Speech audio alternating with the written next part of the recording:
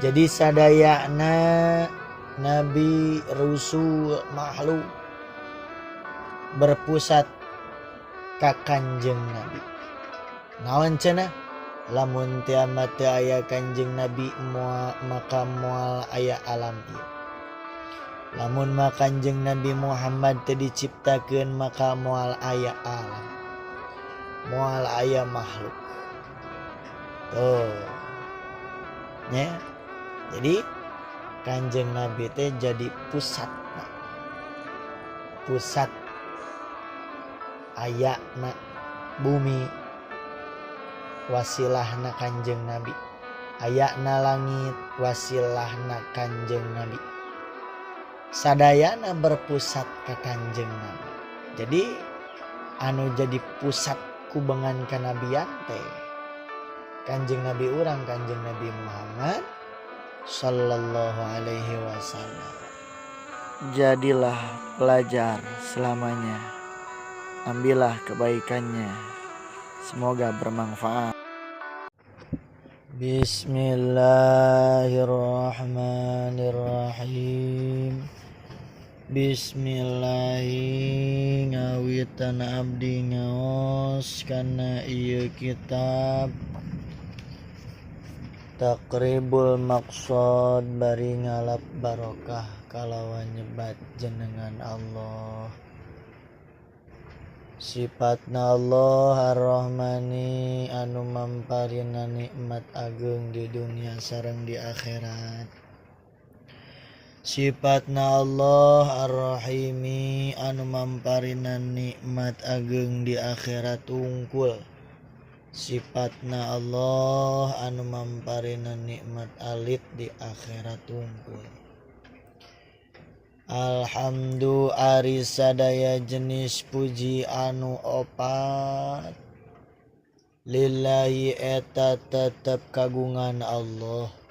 Eta tetep tangtu ka Allah. Eta tetep hakna Allah. Numana Gusti teh Al-Wahibi anu seueur mamparina, anu seueur masihanana. Masihan al-fadla kana kautamaan, wal minnata jeung kana kaanugrahan. Anugrah jeung karunia eta Gusti Allah nu masihanana. Seueur Gusti Allah mamasihanana. Tanpa dipinta pun Allah selalu memberi. Mau dia selalu dolim ke Allah, maksiat ke Allah, jalma doraka tetap Gusti Allah ma'al wahib anu seueur mamparina. Kana kautamaan jeung kana kaanugrahan. Ceki musonib mameureun geus ku Gusti Allah geus dipaparinan kaanugrahan karunia tiasa ngarang kana ieu kitab Taqribul Maqsad pan falaq. Wassalatu jeung ari rahmat Allah kalawan dibarengan ku ngagungkeun. Wassalamu jeung kasalamatan ya Allah mugi-mugi tambih-tambih ala markazi dairatin nubuwati eta tetep kana pusat kubengan kanabian, pusat lingkungan kanabian. Ya Allah, salawat beserta salamnya tak lupa kita curahkan kepada pusat yang menjadi pusat kubengan, pusat lingkungan kenabian. Jadi sadayana Nabi Rasul makhluk berpusat ka Kanjeng Nabi. Naon cenah? Lamun teu aya Kanjeng Nabi maka moal aya alam ieu. Lamun mah Kanjeng Nabi Muhammad teu diciptakeun maka moal aya alam, moal aya makhluk. Tuh. Nya. Jadi Kanjeng Nabi teh jadi pusatna. Pusat ayana bumi, wasilahna Kanjeng Nabi. Ayana langit, wasilahna Kanjeng Nabi. Sadayana berpusat ka Kanjeng Nabi. Jadi anu jadi pusat kubengan kanabian teh Kanjeng Nabi urang, Kanjeng Nabi Muhammad sallallahu alaihi wasallam. Wa sareng ari rahmat jeung kasalamatan ala alihi eta tetep muga ka keluargina Kanjeng Nabi. Wasobi jeung eta tetep muga ka sahabatna Kanjeng Nabi. Alladzina nyaeta aranu keluargi para sahabat Kanjeng Nabi hum anu ari itu ladina kanu jumi eta tetep tebeda sapertikeun bentang dina pada sok jadi pituduhna. Bisa mai bari tetep di langit bintang nu aya di langit al aliyati anu luhur. Tuh. Oge teh hilap sholawat serta salamna urang curah limpahkeun ka keluargina Kanjeng Nabi. Saha keluargina Kanjeng Nabi? Ceuk makna deukeut mah nyaeta keluargi sadarah sadaging Bani Hasyim Bani Muthalib anu teu kengeng ngakmam zakat. Ceuk mana jauhna nyaeta keluargina Kanjeng Nabi teh nyaeta pengikutna Kanjeng Nabi, umatna Kanjeng Nabi, rek nu takwa rek nu teu takwa. Eta keluargina Kanjeng Nabi. Ceuk makna jauhna. Gitu kan? Ya, ade entong ngaku-ngaku turunan Kanjeng Nabi. Urang mah getihna ge getih hideung udahnya jigana. Maksudna teh keluarga Kanjeng Nabi ceuk arti jauhna nyaeta sakeluarga saiman. Saiman, saislam kitu nya. Teu hilap sholawat beserta salamna kocor golontorkeun ka para sahabatna Kanjeng Nabi. Nu mana para sahabat teh ibaratkeun para sahabat keluargina eta teh ibaratkeun bintang nu aya di langit. Dina pada sok jadi pituduh. Pituduh kumaha? Lamun bentang teh disebut bentang teh lain bintang kecil di langit yang biru. Anu disebut bintang teh nyata benda langit modelkeun matahari.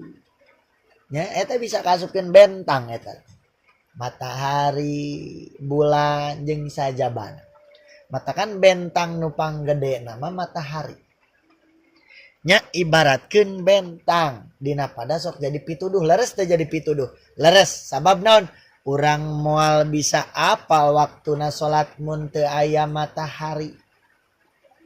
Terus nahkoda pelaut lamun teu teu aya sinar matahari, lamun teu aya matahari mimitina kasasar. Sebab eta matahari menjadi petunjuk arah. Urang aya di sebelah mana jeung urang rek ka mana, maka urang bakal apa. Urang moal apal kiblat lamun teh mah eueuh matahari mimitina. Jadi ti matahari. Kitu nya, matakan urang moal salamet lamun teh mah para sahabat teh langsung eueuh. Para keluargina Kanjeng Nabi teh eueuh. Para sahabat teh eueuh atsbatabiin atsbatabiin teh eueuh. Urang moal menang pituduh, moal menang petunjuk ieu ka mana jalan nu bener. Tapi urang menang jalan nu bener, urang bisa lempang dina jalan nu bener eta lantaran wasilahna para guru-guru urang, tabiin atba'at tabiin dugikeun ka naon kaluhur para sahabat ka Kanjeng Nabi gitu. Jadi ti Kanjeng Nabi teh turun ilmuna melalui para sahabat. Jadi wasilana sahabat, wasilana ayana sahabat. Terus turunkeun ka tabiin, atba tabiin dikeun ka urang selaku umatna. Urang matakan bisa bertauhid ka Allah, iman ka Allah eta teh wasilah guru-guru urang anu selalu sambung menyambung dugikeun ka Kanjeng Nabi. Berarti guru urang ge ibaratkeun bentang anu menjadi pituduh anu nuduhkeun urang tah. Mang Egi ka dieu tah kakenca nu leresna. Tah Mang Egi B nu leresna, tah Mang Egi A nu leresna. Gitu dituduhkeun ku guru-guru urang. Gitu kan? Eta teh mapai. Matakan keluargina Kanjeng Nabi, para sahabat eta sapertikeun bentang dina pada menjadi pituduh. Gitu kan. Sabab naon? Anu ngalaman hirup, anu ngalaman sasarangan sareng Kanjeng Nabi nya eta para sahabat. Para sahabat nya keluargina Kanjeng Nabi. Ya. Wa ala tabiina jeung sholawat beserta salamna tilap eta tetep urang kocor golontorkeun ka pirang-pirang jalma anu tarurut lahum ka itu Kanjeng Nabi, ka keluargina Kanjeng Nabi jeung ka para sahabatna Kanjeng Nabi. Atsbat tabiin.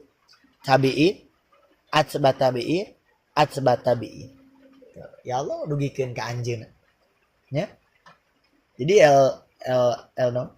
urang bisa sholat, bisa iman ke Allah, bisa bab wudu, bisa bab sholat. Eta teh lantaran naon?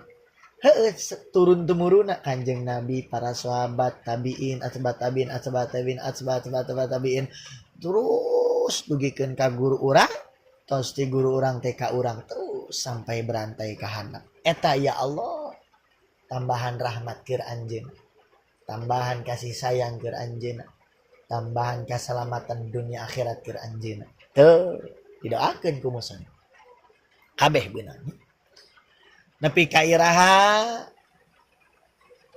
pasian rahmatna ya Allah tuluy pasian rahmat tepikeun ka iraha ila yaumin nepikeun ka poean yasaro anu bungah bihi dina itu yaum saha daun nupusi pirang-pirang jalma anu ngabogaan jiwa al mutmainnati anu tarna anu anteng ka Allah. Tuh nepikeun ka poean nu mana eta poean teh suatu hari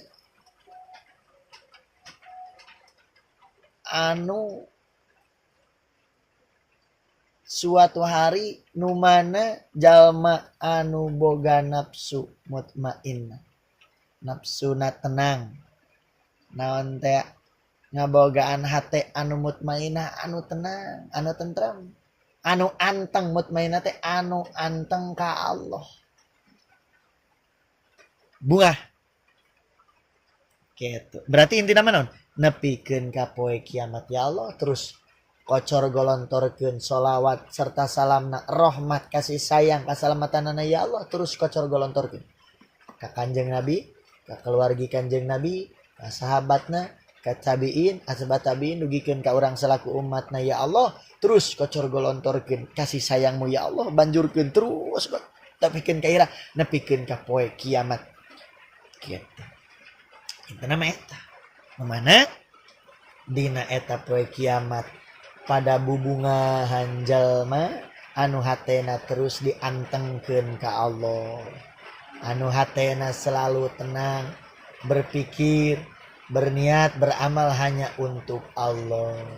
Jadi di dunia lagi anjeun mah geus tenang gitu, anteng ka Allah na teh maka bakal bungah dina poe kiamahna. Ya gitu intina mah sapertikeun kitu nya. Di dieu teh cenah rek ngajelaskeun pan ilmu palak matak disindir dina muqaddimah nage ala markazi dairatin nubuwah, bakal ngajelaskeun markaz, bakal ngajelaskeun dairatul. Sebab aya dairatul mel gitu kan, aya dairatul tajib awal, dairatul tajib sani, eta menyindir baroatul istihlal cek budak balagoh mah, cek budak balagoh mah cenah baroatul istihlal, nyindir dina muqaddimah engke rek dicaritakeun, nu rek dicaritakeun teh kitu. Modelkeun urang ngaji modelkeun urang ceramah dina nu nikahan, muqaddimahna pasti mawakeun surat fankihu ma tabalakum, pasti eta. Teu pasti sih, maksudna kadinya aya nyindir kadinya. Oh berarti ieu rek mawakeun isi ceramahna rek mawakeun tentang nikah, begitupun ieu. Alhamdulillahil waibil fadla wal minnah wassalatu wassalamu ala markazi dairati nubuwah wa ala ali washabil ladina hum kan nujumi fis sama'il aliyah, bakal ngajelaskeun bentang gitu kan. Wa ala tabi'ina lahum ila yaumin yasaru fihi dawun nufusil mutmainnah gitu kan. Saha cenah jalma anu anteng ka Allah teh nyaeta jalma-jalma anu mengikuti thariqah para sahabat, thariqah para ulama, thariqah para tabi'in gitu. Naon thariqahna nya eta thariqah pangamalanna tababuduna kieu, tah salatna kieu, tah dzikirna kieu gitu nya. Mut ma'inna wallahu a'lam bisawab. Oh iya saeutik cenah saur, ieu mah saur panyaur cenah. Aya kata-kata kieu ulah ngaku ustad ari ilmu tajwid can baleg mah cenah. Ulah ngaku kiai lamun teu acan paham palak mah cenah kitu. Cenah eta oge.